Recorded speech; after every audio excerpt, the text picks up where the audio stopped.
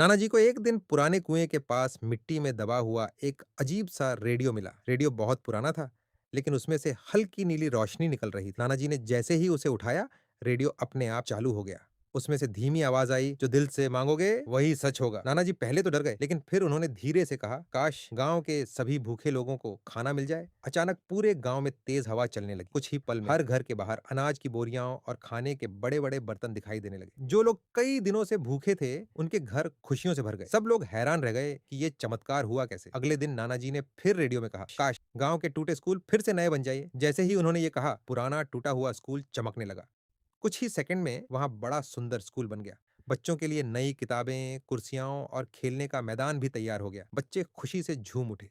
धीरे धीरे नाना जी उस जादुई रेडियो से गांव के लोगों की मदद करने लगे। किसी बीमार इंसान को दवा मिल जाती, किसी गरीब किसान के खेतों में अच्छी फसल उग जाती, किसी के घर की परेशानी दूर हो जाती।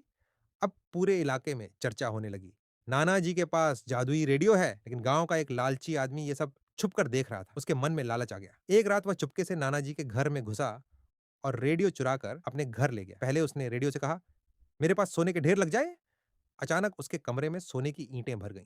फिर उसने कहा, मेरा छोटा घर सबसे बड़ा महल बन जाए। कुछ ही पलों में उसका घर चमचमाते महल में बदल गया। अब उसका लालच और बढ़ गया। एक दिन गुस्से में उसने रेडियो से कहा, पूरा गांव मेरे सामने झुक जाए। इतना सुनते ही रेडियो से तेज लाल रोशनी निकली। अचानक उसका महल टूटने लगा। सोना मिट्टी में बदल गया।